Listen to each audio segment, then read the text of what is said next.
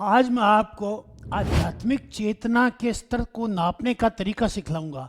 बहुत तेरे लोग अध्यात्म के अंदर काम कर रहे हैं, काफ़ी लोग सामाजिक फील्ड में काम कर रहे हैं, बहुत से लोग मोटिवेशनल स्पीकर हैं और हर व्यक्ति ये सोचता है कि मैं आध्यात्मिक रूप से काफ़ी बड़ा चढ़ा हूँ।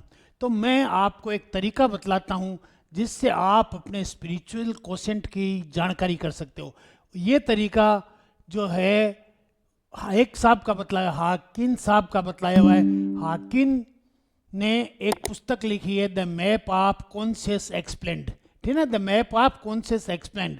ये पुस्तक लिखी है, विश्व प्रसिद्ध पुस्तक है और उसमें उन्होंने जो है नापने के तरीके बताए काइनेस्थेटिकली, किस तरह से जो है आध्यात्मिक ऊंचाइयों को नापा जा सकता है। ओके, चूंकि ये विवाद खत्म हो जाए कि कौन आदमी आध्यात्मिक रूप से ऊंचा है कौन नीचा है, इसलिए वैज्ञानिकों ने इसे नापने के प्रयास किए हैं। क्वांटम फील्ड को किस तरह से नापा जाए, आध्यात्मिक फील्ड को किस तरह से अंकन किया जाए, इसके लिए व्यवस्था की है। तो सबसे पहले तो काइनेस्थेटिक है, वो तो यानी साइंस की तरह है, जैसे कि बैरोमीटर से आप यानी वायु दाब नापते हैं, थर्मामीटर से आप टेम्परेचर नापते हैं, वो तो साइंस की है। तो उसको तो आप जो तरीका है काइनेस्थेटिक, वो तो बाकायदा साइंटिफिक है, उसको तो आप इस्तेमाल कर सकते हो, करेंगे ही, नहीं तो मुझसे करना सीख लीजिए। ओके, दूसरा जो है कुछ लक्षणों से, सिम्पटम से आपको पता चलेगा कि आपकी आध्यात्मिक स्थितियां क्या है। ओके, चलो अपन चालू करते हैं। 0 से लेकर के 1000 तक के अंक दिए गए हैं आध्यात्मिकता के नाम पर। ओके, कौन व्यक्ति कितना तो 0 से स्टार्ट करते हैं। 0 से लेकर के 20 तक के जो व्यक्ति हैं उनमें क्या स्थिति है, उनके क्या लक्षण हैं। उनके लक्षण ये है कि वो इस जिंदगी में विक्टिमाइज्ड है, शर्मसार हैं, वो अपने आप को पैदा होने कि हम इस दुनिया में हैं इसके लिए शर्मिंदा है, वो अपनी मिजरेबल लाइफ को जीते हैं, दुखी हैं, परेशान हैं और हर तरह से यूँ समझते हैं हम तो नरक में जी रहे, नारकी है। ओके, ऐसों को 20% तक है, ठीक है ना। ऐसे लोगों को अपन शर्मिंदगी वाले लोग कह सकते हैं, अंग्रेजी में सेम। ओके, देन इससे ऊपर, थोड़ा सा ऊपर, कुछ लोग अध्यात्म की तरफ बढ़ते हैं, दूसरों की सेवा करते हैं, कोई समझने की कोशिश करते हैं, कोई शास्त्र पढ़ता है, कोई गीता पढ़ता है, कोई भागवत पढ़ता है और थोड़ा बहुत उसमें जानकारी हो भी जाता है, नहीं परंपरा वैसे महात्मा लोग कुछ सीख लेते हैं। ओके, तो वो 30 तक, 20 से 30 के बीच में आ जाते हैं। ऐसे लोग क्या है, कुछ नहीं है, कोई आध्यात्मिकता नहीं है, निराशा है उनमें, होपलेस है, हेल्पलेस है। किसी की किडनी फेल हुई पड़ी है तो किसी का हार्ट फेल हो रहा है, किसी का डायबिटीज हो रहा है। ऐसे लोगों को कोई न कोई यानी ऐसी तकलीफ है जिससे वो पूरी तरह आशा विहीन हो गए, निराशा से खोए हुए, यानी कुल मिला करके हेल्पलेस है, होपलेस है, न आशा है और असहाय है। ओके, जैसे झुग्गी झोंपड़ियों में रहते हैं अथवा मांगते फिरते रहने वाले साधु हैं जिनका कोई जिंदगी में कोई उद्देश्य नहीं, कोई मिशन नहीं, बस जिंदगी काट रहे हैं। ओके, अब 30 से लेकर के 50 के बीच में वो लोग हैं, हेलो, जिनको क्या है कि परमात्मा ने कुछ दुख दे दिए, जैसे किसी की पत्नी का देहांत हो गया, किसी के पति का देहांत हो गया, किसी के कोई क्रोनिक डिजीज लग गई, कोई डायबिटीज़ लग गई, हार्ट की प्रॉब्लम हो गई, आर्थराइटिस की प्रॉब्लम हो गई, मेनिंजाइटिस हो गया, यानी और कैंसर हो गया और हो गया, इस तरह की स्थिति जिनके हो गए, ऐसे लोगों का ये 30 से 50 के बीच में। ओके, तो इन लोगों को अपन कहते हैं ये पैनिक है, ये दुखियारे हैं, ये इस दुनिया में वो दुखी लोग हैं जिनको क्या है कि अब क्या किया जा सकता है, दुख आ पड़ा उन पे, तो वो मानते हैं हम तो दुखी हो गए, अब हमारे पास है। ओके, उसके बाद में उससे थोड़ा सा अपन ऊपर चले तो एक ऐसी स्थिति आती है कि आदमी 100 मार्क्स दिए जा सकते हैं 1000 में से, वो है भय ग्रसित। आदमी भय से ग्रसित है, कभी तो समाज का भय है, किसी पत्नी का भय है, भाई का भय है, चोरी का भय है, पैसा पास में है तो लुट जाने का भय है, सरकार के टैक्स का भय, यानी वो भय ग्रसित है, वो कुछ काम करना ही नहीं सकता, जिम्मेदारी लेना ही नहीं चाहता, भय से ग्रसित है। तो ऐसे जो, और जहाँ भय वहाँ साहस नहीं, वहाँ कोई कुछ भी नहीं है। ओके, भय ग्रसित व्यक्ति कुछ भी नहीं कर सकता। उसके बाद में कुछ लोगों को बड़ी यानी इच्छाएं रहती है, महत्वाकांक्षाएं रहती है, लोभ रहता है, वो 75। ओके, ऐसे लोग। कुछ लोग फिर क्या है, गुस्सा आता है उन्हें, ओके, गुस्से वाले लोग हैं। ओके, अब इसके बाद में है कुछ लोग मदमस्त हो रहे हैं, ज्ञान नहीं है पास में, कुछ भी नहीं है, लेकिन सुने व्यक्तियों की तरह अहंकारी हो रहे हैं। यहाँ अहंकार का मतलब घमंड। ओके, अहंकार और आत्मा के बीच का डिफरेंस तो मैं बाद में बतलाऊंगा। अभी तो मदमस्त हो रहे हैं, घमंड हो रहा है, हम जो है बड़े महात्मा हैं, हम जो बड़े हैं, हमने बड़ा काम किया, हमने वो सेवा की है, वो किए, और अखबार में नाम छप जाए, सोशल मीडिया पे वाहवाही हो जाए, बस इसी में लगे रहते हैं। ओके, ये हो गया लेवल 175 तक आ गए अपन। अब जो है एक क्रिटिकल लेवल आता है, वो 200 का लेवल कहलाता है। उस लेवल पर आदमी में साहस आ जाता है, आदमी जिम्मेदारी लेना आरंभ करता है, आदमी दूसरों को ब्लेम करना बंद कर देता है और अपने हाथ में लेता है कि मेरी जिंदगी की कमान मेरे हाथ में है। यहां से आध्यात्मिकता एक व्यक्तिगत रूप में एक इंडिविजुअल स्पिरिचुअलिटी डेवलप होना आरंभ होती है। ओके, अभी यहाँ पर पब्लिक स्पिरिचुअलिटी नहीं है कि दूसरों को लाभ देवे करे, वो नहीं है। खुद आदमी अपने व्यक्तित्व का विकास करता है और एक अच्छा खासा व्यक्तित्व बनाता है, सम्मानित व्यक्तित्व जिसमें श्रेष्ठताएं हैं।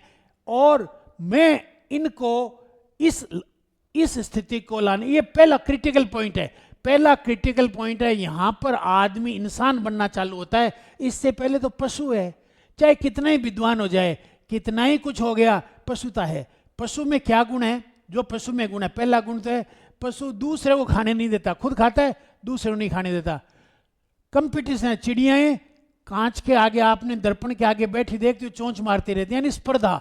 तो कंपटीशन है ऐसों के अंदर, राइवलरी है ऐसों के अंदर, एनिमोसिटी है और गिल्ट है। हेलो, ये चीजें जो है पशुओं में है, यही इंसानों में है, तो फिर फर्क क्या हुआ? कुछ नहीं। यहां से 200 का जो कैलिबर है, यहां से फर्क होना आरंभ होता है। इसलिए अगर आप ये कहते हो कि हम अध्यात्म की दिशा में जा रहे हैं, तो ये पहली स्टेज होगी।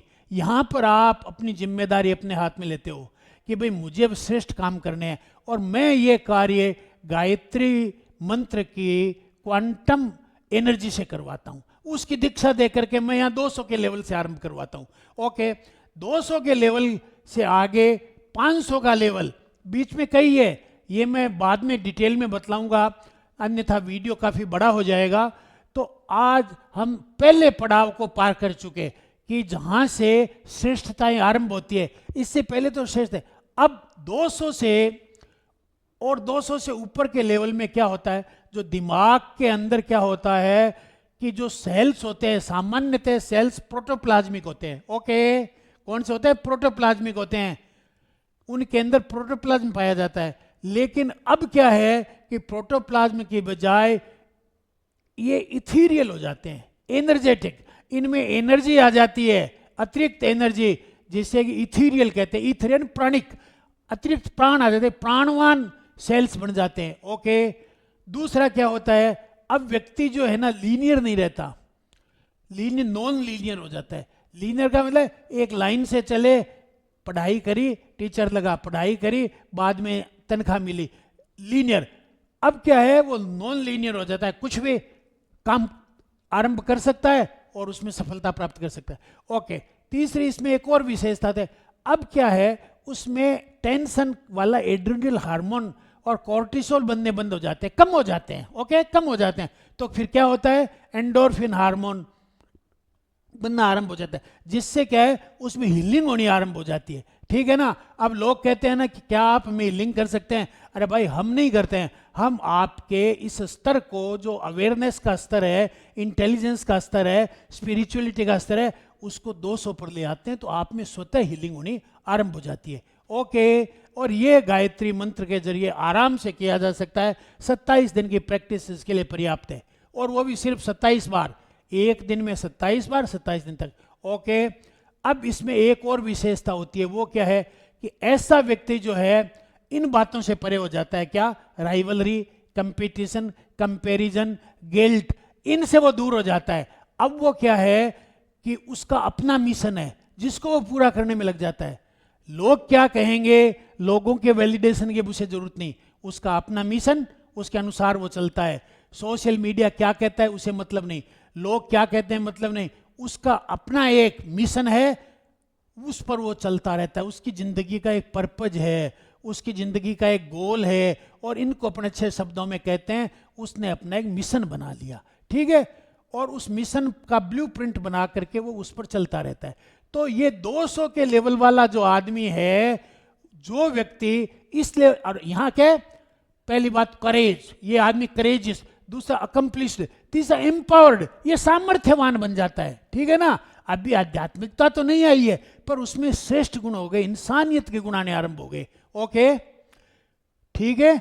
तो अगर आप व्यक्तिगत जीवन में श्रेष्ठताएं प्राप्त करना चाहते हैं, समृद्धि प्राप्त करना चाहते हैं, सामर्थ्यवान होना चाहते हैं, विवेकशील होना चाहते हैं, तो इस गायत्री मंत्र के क्वांटम फील्ड की दीक्षा लेकर के आप इसे बहुत शीघ्र प्राप्त कर सकते हैं। और आप ये पाएंगे कि जो लोग बकवाद करते हैं, जो फालतू की बातें करते हैं, बरसों से लगे हुए हैं पर वही घसीट रहे हैं, गायत्री मंत्र का भी ऐसा यानी अवैज्ञानिक और अंधविश्वासी तरीके से इस्तेमाल करते हैं कि उन्हें लाभ नहीं हो पाता। ओके, तो अब मैं आपको कहता हूं कि मैंने जो है 24 तारीख को 11:30 बजे एक वेबिनार रख रखा है, उसमें मैं ये दीक्षा प्रदान करूंगा।